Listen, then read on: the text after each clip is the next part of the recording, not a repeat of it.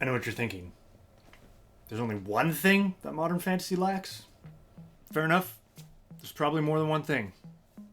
But there's one main thing. That's what we're going to talk about today. We're going to hear a very long and very intelligent quotation from the famous fantasy author Ursula K. Le Guin. It's from this book, Language of the Night. If you've seen my recent videos, this account is quickly becoming an Ursula K. Le Guin fan account. I promise I will talk about other authors on here. But before we get to Ursula, I just want to start by talking about a problem that all writers of fantasy have at some point in their journey. And that problem is time. What does the calendar look like in your world? Tolkien himself hilariously used the Gregorian calendar, what's essentially the Gregorian calendar in Middle-earth, even using the Roman names for the months. October the 24th. But one might ask the question, which is, how would there be a month named August in Middle-earth unless there was a Roman emperor named Augustus for whom it was named after? Riddle me that, Papa Tolkien. A similar problem arises when it comes to measuring distances. So how do you talk about distance in your novel? Are you going to talk about meters and kilometers? Are you going to talk about feet and miles? Or maybe you're going to go to biblical measurements using stadia and cubits? Or do you research for archaic, forgotten units of measurement just to be different? Smoot? In this case, Tolkien also used the familiar 20 miles. You know, I always found it kind of interesting. I thought, what an interesting coincidence that this alien, foreign, distant, secondary world has a calendar that looks exactly like ours and uses feet and miles to measure distance. What are the chances? Okay, before you get mad, I know all the Lord of the Rings fans out there are going to be quick to tell me that there's an explanation for this. The idea here is that Tolkien himself is translating a pre-existing work, manuscript called the Red Book of Westmarch, which is written by Frodo and Bilbo, chronicling the tales of The Hobbit and The Lord of the Rings. This trope is called the found manuscript trope, kind of similar to the idea of the found footage film, as if someone just stumbled upon this footage.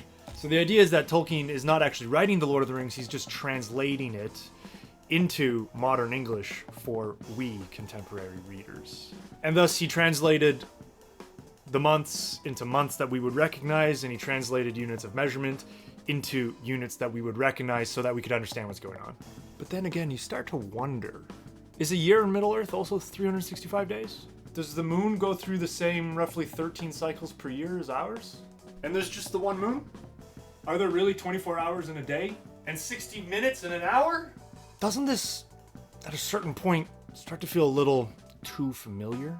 But on the other extreme, writers could go on an absolute crusade of elaboration and build the most fantastical, the most specific, the most outlandish systems. But if the writer did that, where would that leave the reader? I mean, what do you even do with a line of dialogue that's something like this? Bilge puppies! A sore throw of snow on the ground already? This will surely slow us down. It's 35 thwoot sands to Middlemarch from here. By the time we get there, it would be Ruthser night after Deerston Day on the 44th of Good Seed Bomb Bingo Bang. Snip. Okay, honestly, there's kind of something admirable to that level of elaboration and creativity and rationalized gibberish that you would develop if you were to go down that road. So if you want to go down that road, honestly, hats off to you, and good luck on your publishing career, my friend. So clearly there's some kind of balance that needs to be struck by the fantasy writer between the completely outlandish, rationalized gibberish and the, wait a second, it's just Earth. Too much invention, and it's just completely, painfully unfamiliar. Not enough invention, and it's painfully familiar. Why did he say it like that? I'd like to describe this lack of fantastical imagination, lack of elaborate world building as earthly specificity. It makes it more of a challenge to suspend the audience's disbelief that this is a fantastical world, that they've left Earth and gone somewhere else. Ultimately, it's a sign that your work of fantasy has failed to be fantastical and failed to usher us into a realm of pure imagination. Okay, but measurements of space and time are really a very small way that you can lend your fantasy too much earthly specificity. It's merely the tip of the iceberg. In a previous video of mine, maybe you've seen it, I mentioned how the words kid and okay, which are both recent additions to the English language, feel wrong in fantasy. They sort of tip us off to this sense of earthly specificity. Now, many people commented on that video saying things along the lines of the Tolkien Defense that, these authors are just translating their works from whatever language they speak in that world, because after all, the English language wouldn't exist in all these fantasy worlds, right? And yet you're reading the book in English, or if you're watching a film, they're speaking English. And yet that can't be the whole story. It can't be, because otherwise it would mean anything goes. You could translate the work into any idiom. Let me ask you this seriously. Are you really going to write a work of high fantasy where you have exchanges and dialogue that sound something like this? Go on, bruv. Riz Rosie up. I'm low-key nervy AF. Let's just crack another brewski. That's cap. I'ma yeet your ass. No, you wouldn't. Please tell me you wouldn't. So what this example demonstrates is that there has to be a line somewhere between language which is appropriate to your fantasy world and language which is not. But then the question becomes, where is that line? Well, folks, I'm coming to you today humbly with my hat in my hands. I know you're like, your hat's on your head, but I have another hat in my hand here. I'm coming to you with my hat in my hand, which just means that I don't know the answer. That's the truth. I actually don't know where that line is. We're going to have to figure it out together. Every author who's writing speculative fiction of any kind is going to have to answer this question for themselves and for their particular project. But let me give you some ammunition. Let me give you some ideas to play with. So we can start at one extreme where clearly some things simply do not make sense in a fantasy world. For example, an expression like Christ Almighty or Jesus Christ. Unless you have, a Christ figure in your world who died for our sins, Jason Christ, or Jake Christ. Maybe he's Jake Skywalker. Or what about a term like Lynchian? I mean, obviously, unless you have, maybe there's a painter in your world named Denise Lynch who, paints dreamlike images, and so people refer to things as Lynchian. Okay, maybe if you're doing some kind of postmodern intertextual thing with your fantasy novel, in which case, yeah, maybe it makes sense to use such terms. Have fun. But for everyone else working in this genre, clearly those terms don't make sense. That should be a no-brainer. But if we explore more terms, we'll quickly get into a sort of gray area. So for example, what about the term narcissist? Apart from the fact that this is drawn from, kind of modern psychological discourses from planet Earth, it's also making reference to the Greek myth of Narcissus. So do you have a myth of Narcissus in your world as well? Or what about the term Protean? Do you have the myth of Proteus in your world? Here's something you might not know. What about mesmerize? To say, oh, I was mesmerized by the brilliant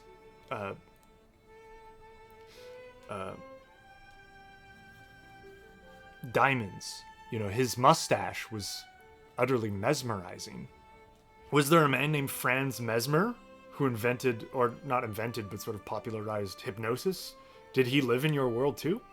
What about the word crap? I see that word a lot, crap. Oh, crap.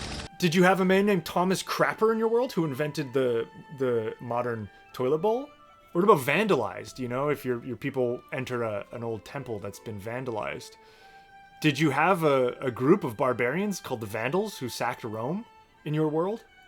The word chintz comes from Sanskrit root, meaning clear and bright.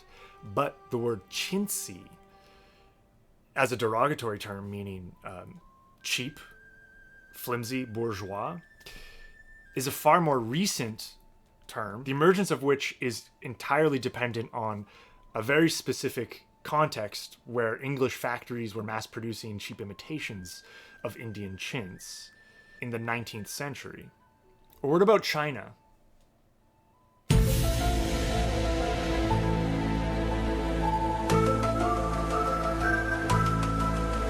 As a term for a nice tea set, I mean, obviously not the country. You probably don't have a country named China in your world. But we call nice tea sets China because they come from China. And yet, here's the problem I have, because the term China is a much nicer, more literary term than saying a nice tea set. Or what about expressions like, I'm joshing you, I'm just joshing you? Did you know that a deaf mute named Josh Tatum in the 19th century in America scammed a whole bunch of people out of a bunch of money, thus birthing the expression, I'm just joshing you? What about the expression, bury the hatchet? Well, early Puritans in North America, when they met to establish peace with the First Nations people, they would literally bury their knives and swords and hatchets in the ground as a sign of peace, that the meeting was in peace, no one was going to attack each other. Or giving someone the cold shoulder. This one's from the 19th century in Europe, where bourgeois people who were crazy in all sorts of ways developed this code that they agreed upon, where if there was an unwanted guest who was crashing your party and you wanted them to leave, you could politely ask them to leave by serving them a cold cut of meat from a beast's shoulder while everyone else got warm meat. What an oddly specific way to deliver the message. Get the fuck out of my house. But that's what bourgeois people do. They come up with these kind of codes and they just agree that this means that. Do you have bourgeois people? 19th century bourgeois people in your fantasy world with these kinds of social customs? Last one, to turn a blind eye on something has a very specific origins. It comes from this one British admiral named Horatio Nelson, had one blind eye. And whenever he didn't want to see a signal that was being given to him from flags from a distance, he would hold the telescope up to his blind eye and say, I don't see anything. Now you can see why this is a gray area, because it's very possible that in your world, there was an admiral, maybe his name wasn't Horatio Nelson, maybe it was, Aragorn or something, who had a blind eye. And because of that, this same expression developed. Maybe. But just remember, it also implies a sort of social and cultural logic as well. It's not just about the history, it's about the culture. The social niceties of 19th century bourgeois Europe, where a certain type of meat carries a coded message, has absolutely no place in, say, the warrior cultures depicted in Conan the Barbarian. Crom, I've never prayed you before. I have no tongue for it.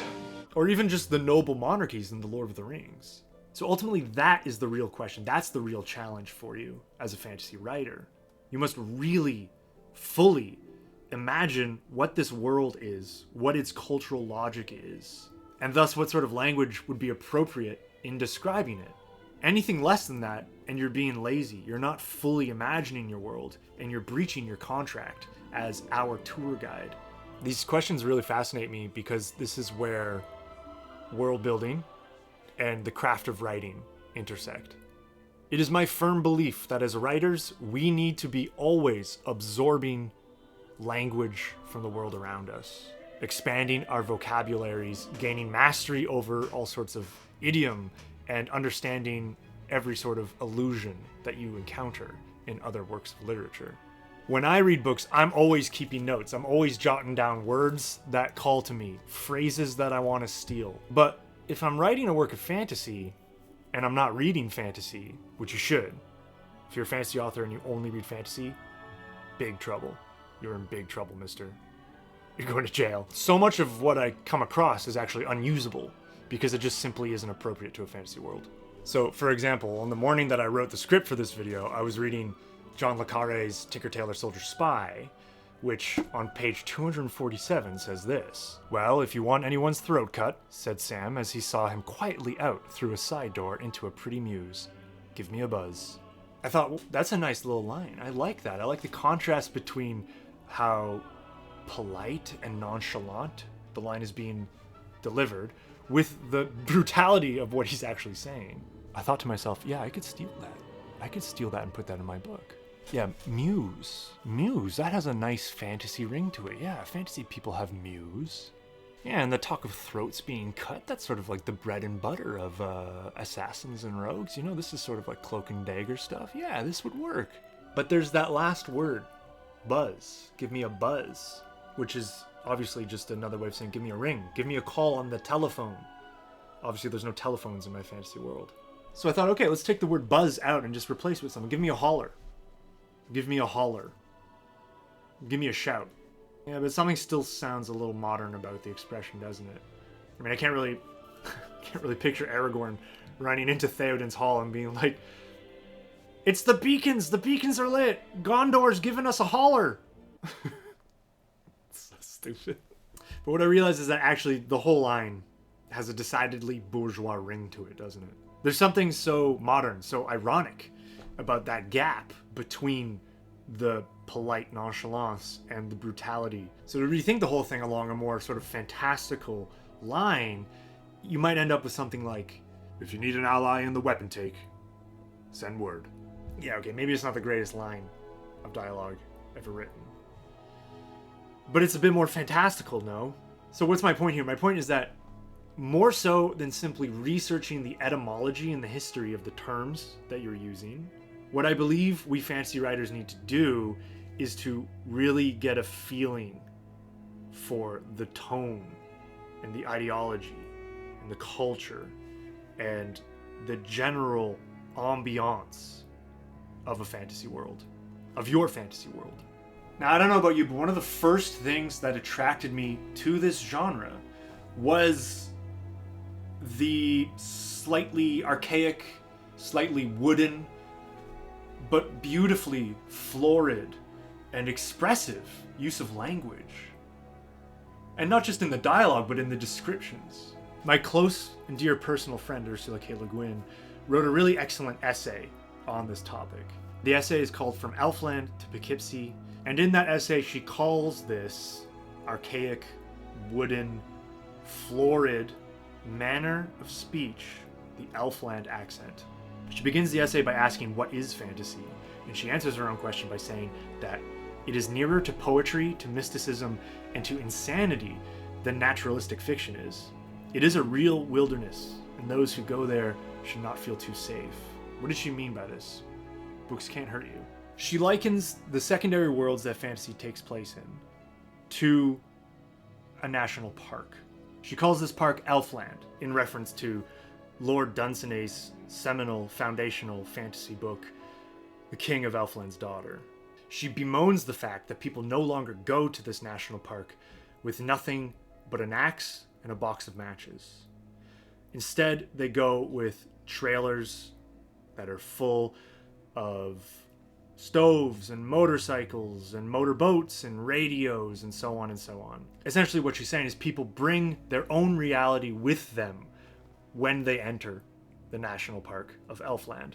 Ironically, she claims that the purpose of fantasy, like going to a national park, is to get us in touch with reality. But by going there with all the same distractions and comforts of our ordinary everyday life, we are missing the point of visiting Elfland in the first place. She illustrates exactly what she means by this by quoting a passage from a recent book of fantasy. Now, when I say recent, she wrote this essay in 1973, and the book she's quoting came out around then.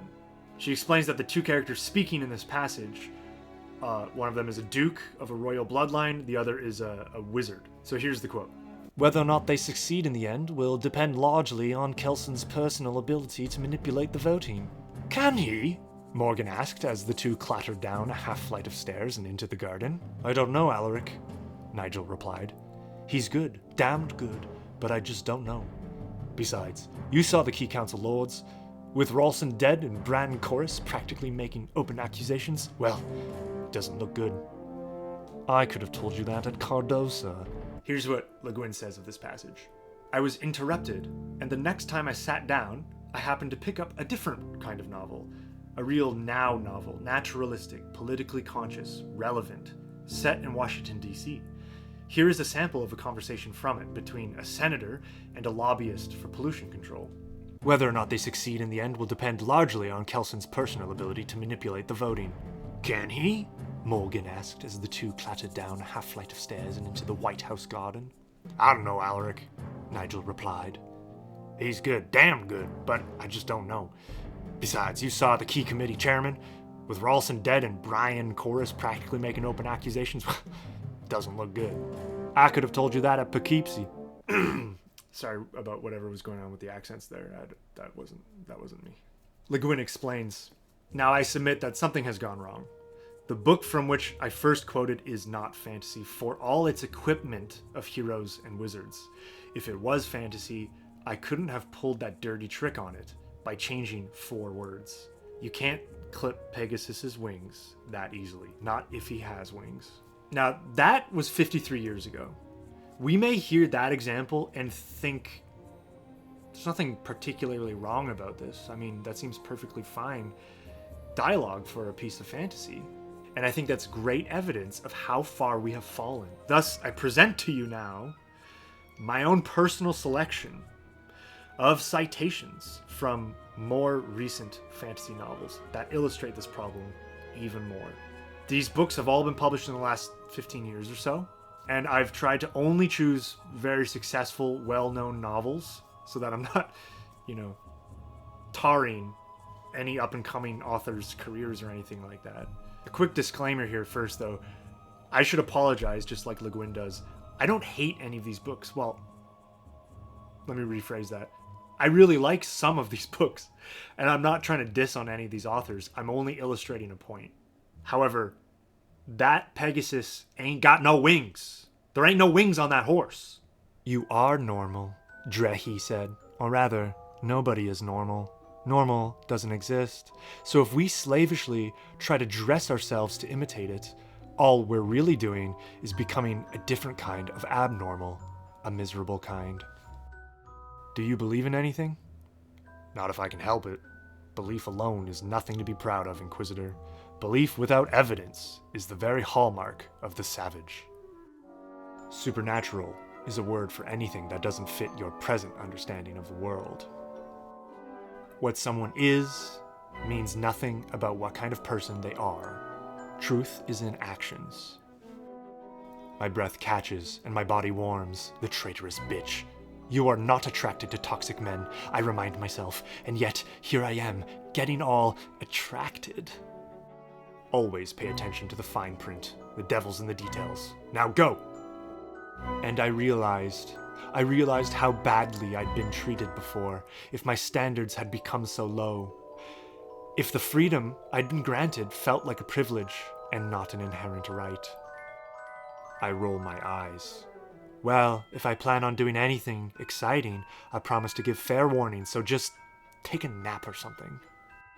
Oh, calm down, Sheik, Zainab shivered. It's cold up here. Cold? We're Jinn. You are literally created from fire. This girl might be the death of me. Literally. But human beings, too, are ephemeral things in the planetary scale. The number of things that they do not notice are literally astronomical. Shite! What the 16 ways to fuck a fuck is that? That wasn't how I'd imagined making you come for the first time, he remarked. I stopped chewing. He had the eyes of a very beautiful person, trapped in resting bitch face. I can't wait to have words with the Grey King when this shit's all finished, Locke whispered. There's a few things I want to ask him.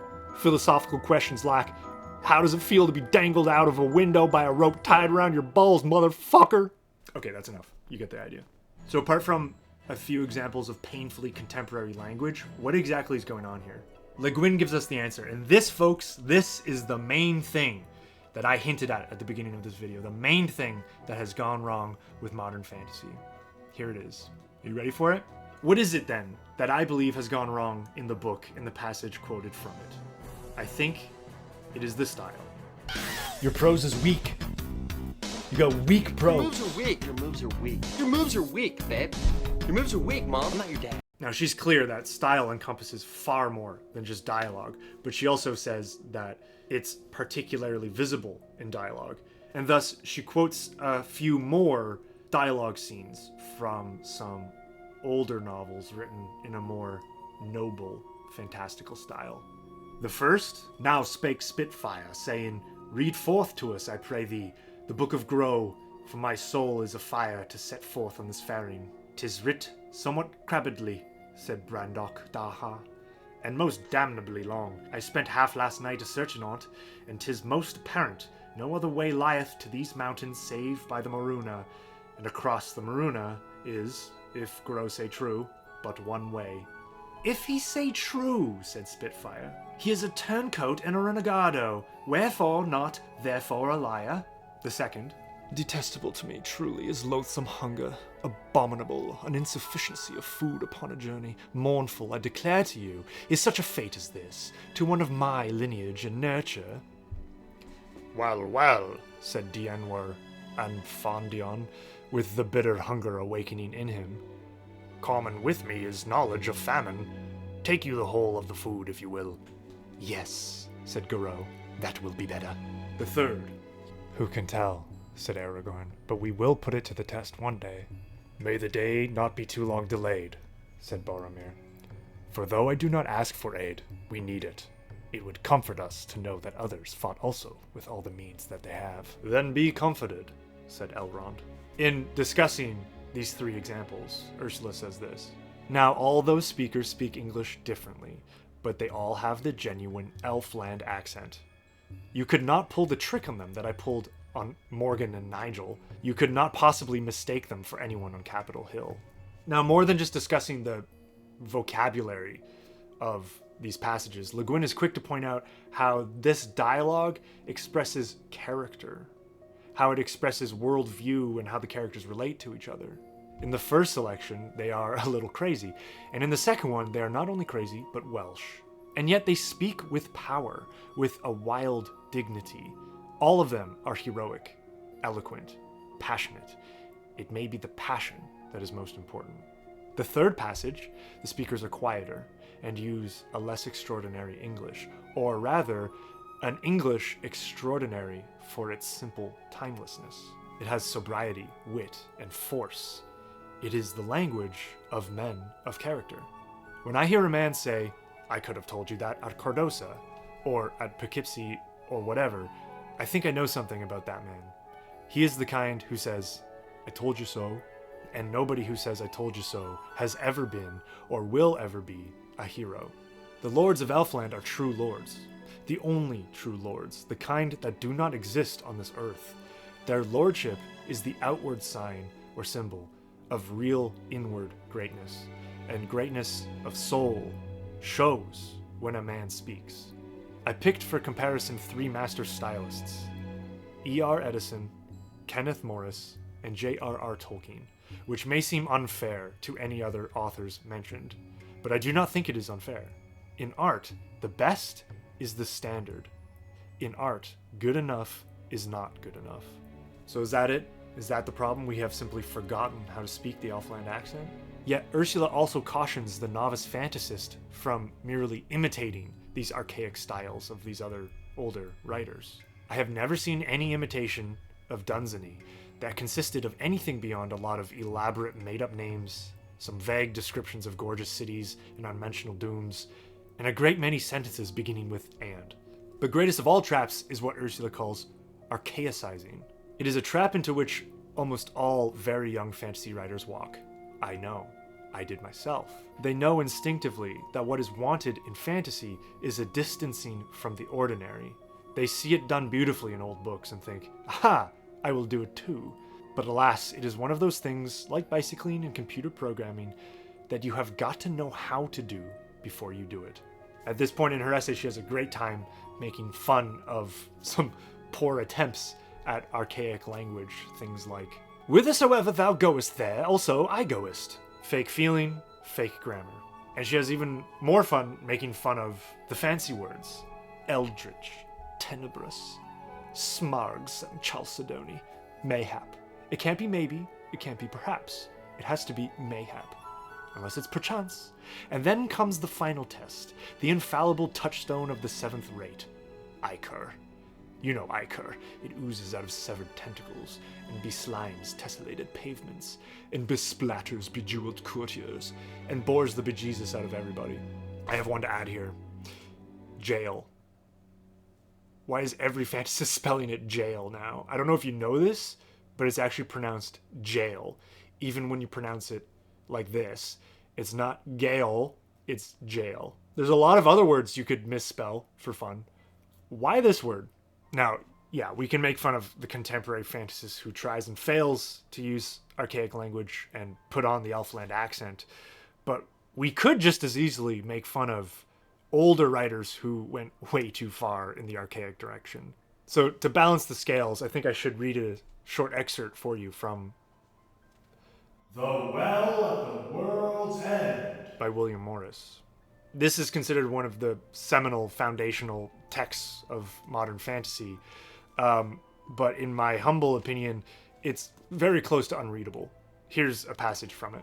Content were I, even if I were not compelled thereto, for my heart tells me of new things, and marvellous and joyous that I shall see ere long. And thine heart lieth not, said Roger, for amidst of this wood is the house where we shall have guesting tonight, which will be to thee, belike, the door of life and many marvels. For thence have folk sought, ere now to the Well at the World's End. Yeah, they're actually always putting the name of the book in all caps. Ursula says of the archaic manner that it is indeed a perfect distancer, but you have to do it perfectly. It's a high wire. One slip spoils all. She celebrates E.R. Edison as the master of the archaic style. She writes, his style is totally artificial, but it is never faked. If you love language for its own sake, he is irresistible. Many, with reason, find him somewhat crabbed and most damnably long, but he is the real thing. She quotes a long passage from his book, The Worm of Ouroboros. I'm not going to quote the whole thing, but just a small part of it here so you can see what she's talking about. This is a passage where a dead king is being carried at secret at night down to the beach. Here they deemed it safe to light a torch to show them the way. Desolate and bleak showed the sides of the coombe in the wind-blown flare, and the flare was thrown back from the jewels of the royal crown of Witchland, and from the armored buskins of the king's feet, showing stark with toes pointing upwards from below his bearskin mantle, and from the armor and the weapons of them that bare him, and walked beside him, and from the black cold surface of the little river hurrying forever over its bed of boulders to the sea. The path was rugged and stony, and they fared slowly, lest they should stumble and drop the king. Le Guin says of this passage, that prose, in spite of or because of its archaisms, is good prose, exact, clear, powerful. Visually, it is precise and vivid. Musically, that is, in the sound of the words, the movement of the syntax, and the rhythm of the sentences, it is subtle and very strong. Nothing in it is faked or blurred. It is all seen, heard, felt. That style was his true style, his own voice. That was how Edison, an artist, spoke. Aha, and there Ursula returns us to that ever-present and effervescent question of voice. At the risk of simplifying, we may actually say that voice equals style. Is it backwards? Voice is an extremely difficult thing to describe, but you know it when you see it, and you know it when you don't see it too. I think the best way to learn about voice is simply to read a lot, and to read authors who have very distinct voices one after another. So I'm going to give you some very short citations. The first one is from The Earth of the New Sun by Gene Wolfe. Awkwardly, he offered his hand. Good luck, Severian, wherever they take you. I clasped it. It was dirty, but dry, and seemed very small. Ricci? I said. That's not your real name, is it? He grinned. No, it means I stink, not to my nose. It's not cold yet, he explained, so I can go swimming. In the winter, I don't have much chance to wash, and they work me pretty hard. Yes, I remember, but your real name is... Yamar. He withdrew his hand. Why are you looking at me like that? Because when I touched you, I saw the flash of gems about your head. Yamar. I think I'm beginning to spread out. To spread through time. Or rather, to be aware that I am spread through time, since all of us are. How strange that you and I should meet like this. I hesitated for a moment, my voice bewildered among so many swirling thoughts. Or perhaps It isn't really strange at all. Something governs our destinies, surely. Something higher, even than the hierogrammats. What are you talking about? Ursula herself described Gene Wolfe as our Melville, referring to our meaning genre, sci-fi fantasy, and Melville referring to Herman Melville, of course, one of the great stylists of the English language. And if you're a writer of any genre, I don't care what genre, you absolutely must read this book, Moby Dick, a book that has an incredible voice. Let me read you a short passage from it. Please, sir, who is the Lord Warden? The Duke. But the Duke had nothing to do with taking this fish. It is his. We have been at great trouble, and peril, and some expense, and is all that to go to the Duke's benefit? We getting nothing at all for our pains but our blisters? It is his. Is the Duke so very poor as to be forced to this desperate mode of getting a livelihood? It is his. I thought to relieve my old bedridden mother by part of my share of this whale. It is his. Won't the Duke be content with a quarter or a half? It is his. Now, okay, you might be thinking, of course these passages sound different. They're written in totally different genres. But my point is that authors bring their voice, their sense of rhythm, their diction, their punctuation, their approach to story, regardless of what genre they're working in. It's like that joke. When the same joke is told by two different people, one of them will get a bigger laugh. Why? Obviously, it's because of how they tell it. It's about their rhythm, their pacing, their voice, their style. Speaking of humor, humor in fantasy is both a lure and a pitfall to imitators. Dunsany is often ironic, but he does not mix simple humor with the heroic tone. By contrast, Fritz Leiber and Roger Zelazny have both written in the comic heroic vein, but their technique is different. They alternate the two styles. Readers indifferent to language do not mind this, but for others, the strain is too great. I am one of these latter. I am jerked back and forth between Elfland and Poughkeepsie. The characters lose coherence in my mind, and I lose confidence in them. Or it may be that since fantasy is seldom taken seriously at this particular era in this country, they are afraid to take it seriously. In such cases, the humor becomes self-mocking, self-destructive. It's as if writers are afraid to take their own imagination seriously. As if they're afraid that they're going to be made fun of, and that they want to get out in front of their critiques, and they want to burst their own bubble and go, ha ha ha, just kidding, like none of this is real, it's all make-believe, it's all dress up, I know, I'm stupid for believing in it, haha, isn't this all funny, we're having a good time. Now, don't misunderstand her. Le Guin is quick to praise other writers, people like Jack Vance, for their very clever sense of humor. She's not saying that fantasy shouldn't have a sense of humor. What she's saying is that you have to be very careful not to upend your fantastical feeling, the heroic tone. But in either case, archaisms are not essential. You don't have to know how to use the subjunctive in order to be a wizard. You don't have to talk like Henry V to be a hero. Caution, however, is needed. Great caution. Consider, did Henry V of England really talk like Shakespeare's Henry? Did the real Achilles use hexameters? Would the real Beowulf please stand up and alliterate? Most epics are in straightforward language, whether prose or verse. They retain the directness of their oral forebears. Clarity and simplicity are permanent virtues in a narrative. Nothing highfalutin is needed. A plain language is the noblest of all. It is also the most difficult. Tolkien writes a plain, clear English. Its outstanding virtue is its flexibility, its variety. It ranges easily from the commonplace to the stately, and can slide into metrical poetry. Tolkien's vocabulary is not striking. He has no ichor. Everything is direct, concrete, and simple. Now, the kind of writing I am attacking, the Poughkeepsie style fantasy, is also written in a plain and apparently direct prose. Does that make it equal to Tolkien's? Alas, no. It is a fake plainness. It is not really simple, but flat. It is not really clear, but inexact. Its directness is specious. Its sensory cues, extremely important in imaginative writing, are vague and generalized. The rocks, the wind, the trees are not there, are not felt. The scenery is cardboard or plastic. The tone as a whole is profoundly inappropriate to the subject. Now, if you want to know exactly what Le Guin means by that word appropriate, check out this video here where I explain her use of that word. To what then is it appropriate? To journalism. It is journalistic prose. The whole thing is meant to be written fast and read faster. Why do we seem to be achieving just that result so often these days? Well, undoubtedly avarice is one of the reasons. Fantasy is selling well, so let's all grind out a fantasy. And sheer ineptness enters in, but in many cases neither greed nor lack of skill seems to be involved.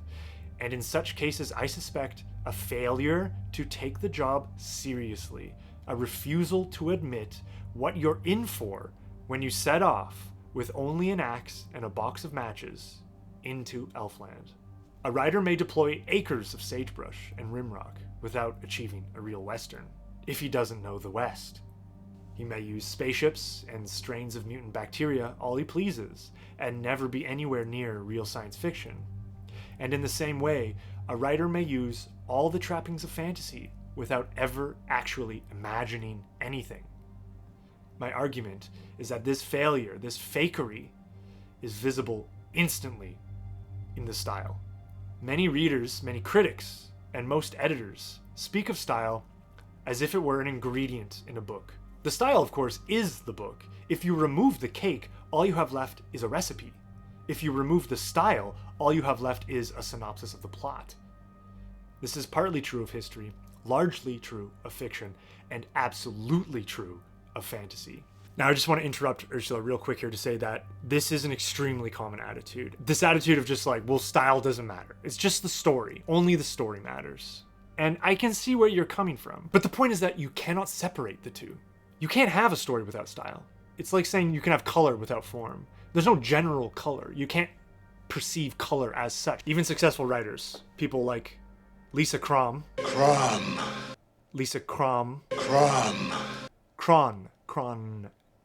Lisa Cron falls into this trap in her book Story Genius when she writes the following. We mistake the wrapping paper for the present. She's saying that that's what we do when we fixate on style, but it's the wrong metaphor because you can have a gift without the wrapping paper, but you can't write a book without style. There's no such thing. It's inconceivable. Lisa Cron